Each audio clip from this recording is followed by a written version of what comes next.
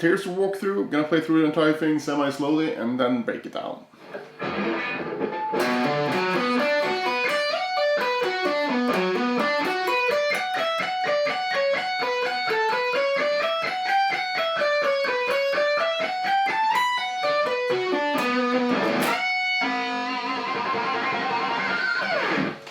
Right, so it's in B natural minor, and we start with pretty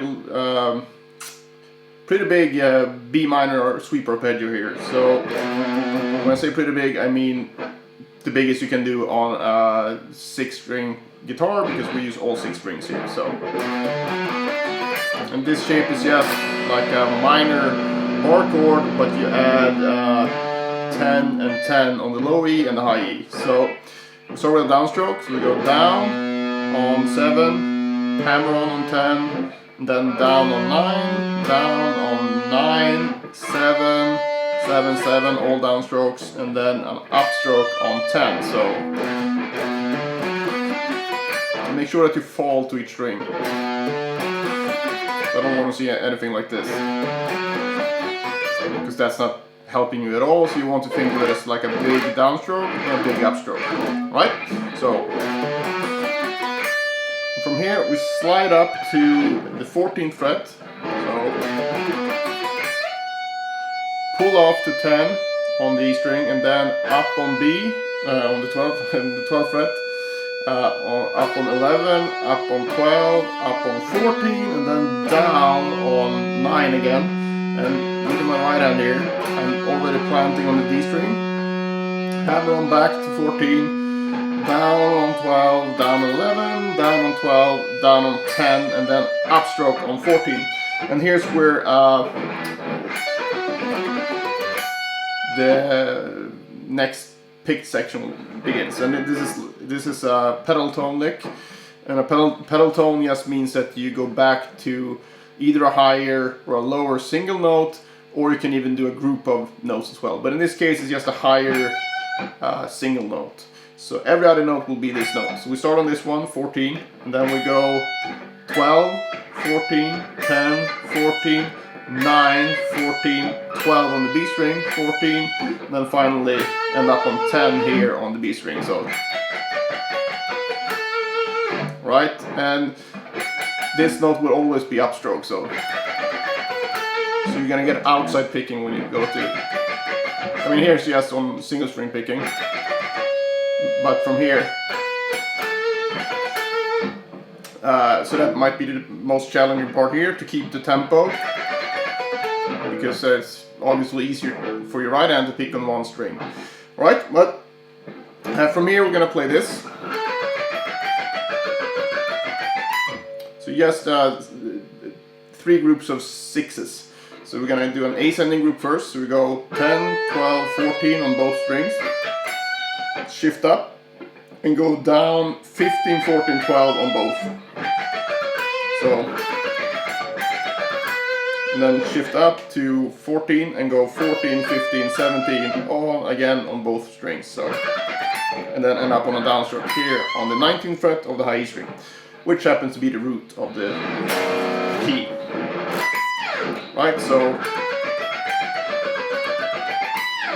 and from here we're going to do one final sweep arpeggio. This is going to be based on the 5-string shape. You can think of it as the minor bar chord with the root on the A string. And you just add, 17 on the A string and 19 that we already have here on the high E string. So, and alright, so we got down on this one, since we come from the picking thing, and from here we go pull off to 14 and up on 15, up on 16, up on 16, up on 17, and then finally down on 14. And from here I bend the 17th fret on the B string to the 19th fret, so a whole step, and add a tap here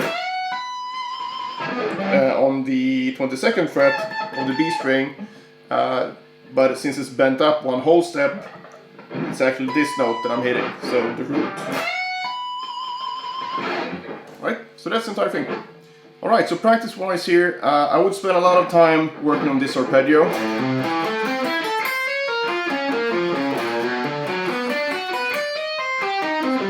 Maybe use it as a warm-up for a few days and a few weeks. Just start down here and do it all up and down the fretboard really slowly and making sure that every note sounds good. So.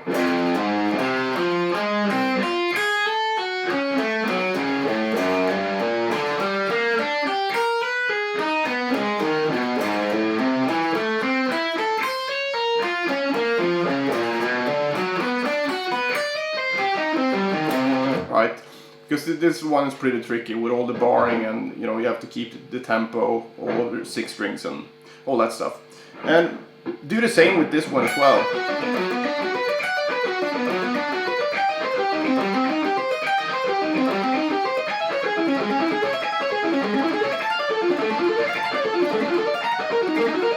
Right, but not at that tempo obviously. It has to do it really slow and really controlled.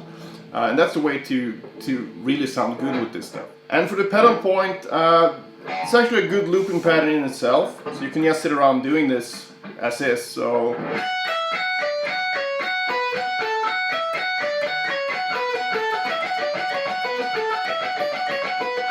move it around chromatically.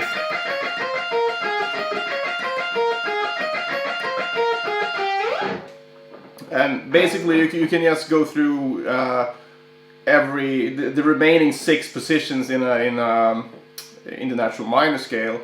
So you would just go up 1 scale step at a time.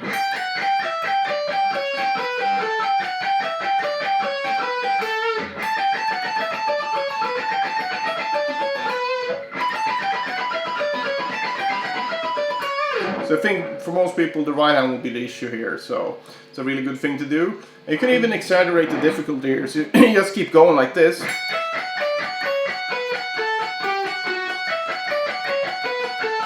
Right, so I'm going down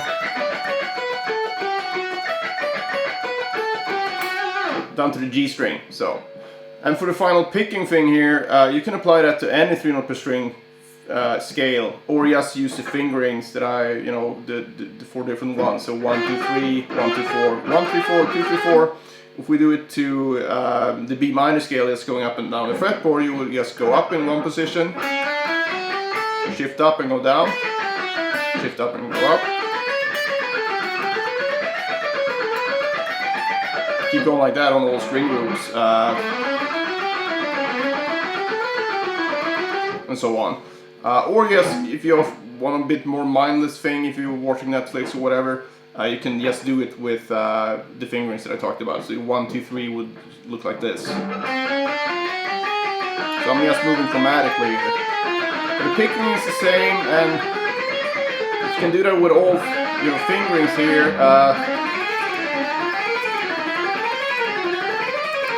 And 1, 3, 4.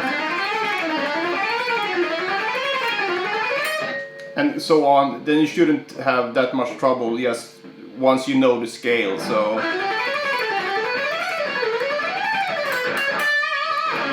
So things like that.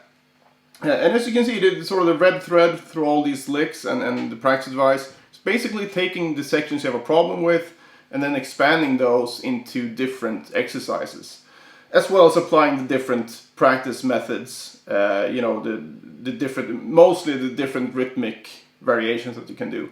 And when you combine all that stuff, it really helps your overall technique, and you're not just improving the specific lick you're working on. So if you have any questions at all about this stuff, just post them below. Otherwise, tell your friends, and see you in the next one.